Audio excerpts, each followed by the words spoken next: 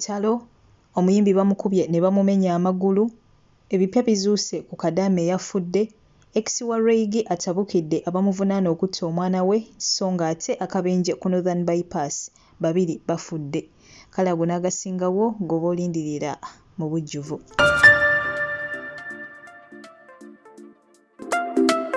Abula mami oli nkubuulire nafunye obuzibu naye bwe mutaddamu kumpuliza nza okuba omufu. Ekyo nkikubuulidde mukwano ne wano wendi neekwese naye bannoonya era essimu ngenda gijjako obwedda teriiko naye mbalaba ne mwana wa nnyabo nfiiridde maanyi. Mukwano gwange nga w'obiwulidde byo byate ebigenda mu maaso eruuyi eyo. Kadaama ono bambi oba nkuba kyeyo munnaffe ono bambi eyafudde nga wetwogera ye mugenzi abadde ategerekeseeko nga Namazzi Mmere ge gabadde amanya era ng'ono abadde akolera mu ggwanga lya Saudi Arabia wabula nga gye yafiiridde mu ggwanga lya Egypt nga bakama be we batyo bagenze mu vacation naye wabula nga si byangu n'akamu n'akeddagala nga tannafa bw'atyo eyo embeera eyabaddewo eyo audio gy'owulidde ye audio gye yaweereza muganda we muganda ye munaye ng'amutegeeza nga bakama be bali mu kunoonya okubeera nga ate bakola ki bamutta. Ekyamussa tesigenda kubeera nga ate munnange nkikugamba kubanga nange sikimanyi wabula nga munnange byebyo bigenda mu maaso kyokka mbu we wayitawo ekiseera ate mukwano gw'omukyalo ono omugenzi Mmire gwe bali bakola naye Saudi Arabia n'akubira ono muganda we ono gwe yaweereza ka audio kano ate n'amutegeeza nga Namazzi wafiiridde mu kabenje era ye muganda we yavuddeyo ng'agamba nedda okusinziira ku audio muganda ngoyo ze yampeereza mu kiseera ekyo muganda nge teyafiiridde mu kabenje baamusse busso olw'ensonga nti nga tebannamutta yasooka kuweereza muganda we ono message era bw'atyo n'amutegeeza embeera eriwo wabula bannange bankuba kyeyo bannange nze sijja kubakubeera nga ate mbagamba nti tubeere beegendereza kubanga mu mayumba gano eno n'emirimu egy'enjawulo gye tukola mu mawanga gano eno gyetuwangalira mikono gyange Katonda yekka yasobola okubeera nga ate atukuuma otherwise tegaba maanyi gaffe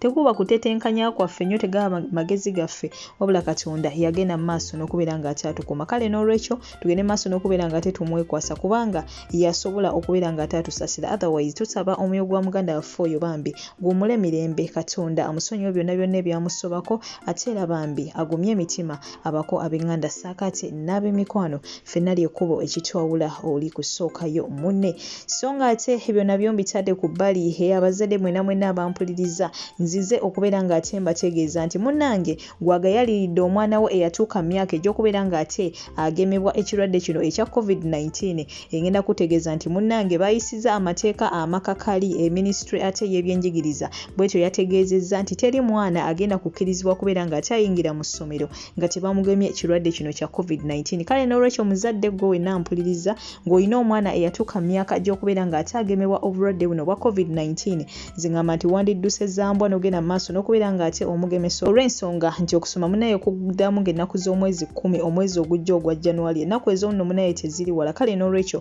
wandibadde omwana tomugayalirira n'omutwala n'omugemesa asobola okubeera nga ate tataganyizibwa ng'ate okusoma kwe munnange kutandise so nga ate n'ebyo nabyo mbitadde ku bbali waliwo akabenjedde kabusa akagenze mu maaso n'okubeera nga ate kabeerawo ate wali ku Northern Bypass bwetyo ate loole ekika kya Sinotruck ate bwegenze maaso n'okubeera nga ate etomera bodaboda ebadde etisse omukyala era bambi nebattirawo loole ebatomeddawo ku Northern Bypass owa bodaboda nga bw'ati atisseeko omukyala bano wekyogerera bambi nabo zembuyaga ezikaze engoye. Tusaba emyoyo gyabwe Katonda bambi agiwummuze emirembe ate era agiramuze ekisa agumye emitima abaka ab'enganda saakati n'amikwano tugenda mu nnaku nkulu bannange ebintu si byangu n'akamu n'akeddagala buli omu gy'oli weekuume otherwise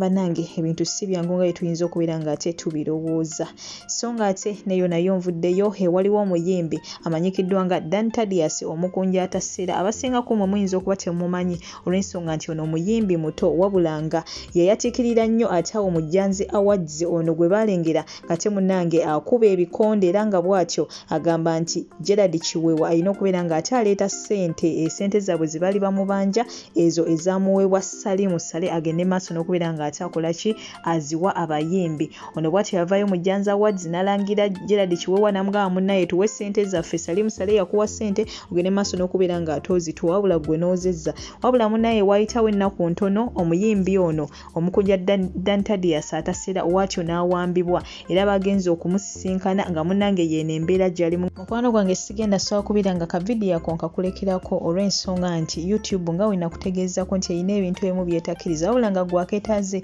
osobola ogenda ate wali ku Facebook n'oteekamu Omumbejja Aisha Nasolo the news anchor butereevu kavidiyo ako ojja kuba okasangayo olw'ensonga nti munaye ku YouTube si nti buli kimu okiteekayo ebintu ebimu vidiyo ng'ezo ezeesittaza kugamba omuntu gy'ayinza okulaba n'atya nnyo ku YouTube munaye tebazikkirizako naye ate ku Facebook ko osobola okubeera ng'ate obisangako kale n'olwekyo bambi gwe yeetaaze okulaba Omukunja Dantadias embeera gy'alimu genda bugenzi ku Facebook page yange erimanya g'Omumbejja Aisha Nasolo the news anchor butereevu ojja kuba ate wekkaanya vidiyo eyo. Naye nga tumusabire omukulu ono tumuteekeko omusaala muvubuka muto akyayina ebirooto bambi ebyokubeera ng'ate atuukiriza wabula bwe twogerera yeeno embeera gy'ali muntegeddeko nti nga 23 omwezi guno gwennyini ogwa Desemba badde ayina okugenda ate munnange mu ggwanga eryo erya Sudaani asobole okubeera ng'ate akola ekivulu yekuŋŋanyize munnange ku kasente wabula era ennaku z'omwezi we ziba nga ziri 22 kitegeeza enkya ya 23 ku mbeera gy'alimu ebyo byonna kati byayonoonese byasaziddwa wabulanga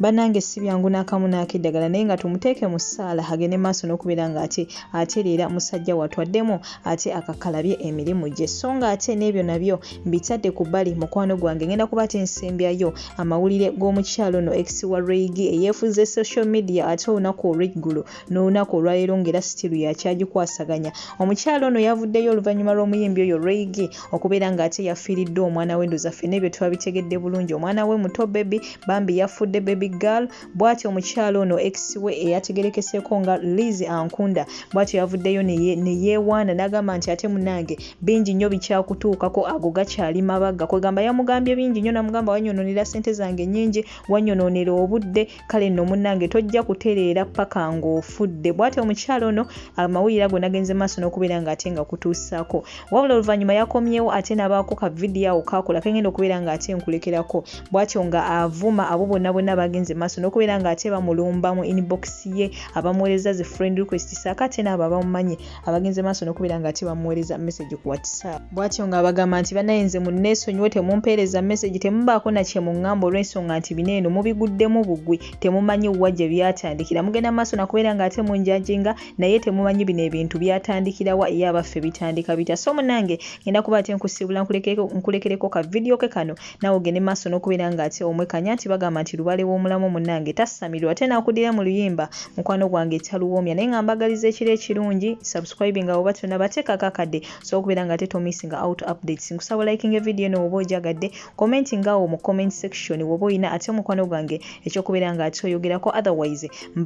mbagaliza Christmas ennungi n'omwaka omujja ate gubabeerere gwa mirembe ene advance mikwano gyange mbagala nnyo mbagayira ddala mwebale kubeera bawuliriza balungi mwebale kunjagala mwebale kwera ng'ate mujjano ne mukuŋŋaana mu budde bw'olugambo ne mugenda mu maaso n'okubeera ng'ate muluwuliriza ne mululayikinga ne mulutambuza ne mubaako ne kyemwogerako mikwano gyange mwebale nnyo mwebalire ddala abankuumire. I just woke up only to find a lot of messages in my Facebook Messenger, on WhatsApp, for those who have my number. Munsindikira bi message this that bananga muneesonyiwe si mwana w'abanyammwe sibalina ku Luganda some of you munveeko nze nyina right postinga kyenjagala okupostinga ku social media yange as long as mbasise muntu kitegeera as long as mbasise muntu balina right postinga kyonna kyenjagala okupostinga so mwe ba team niyo temundira ku mazzi temwaliyo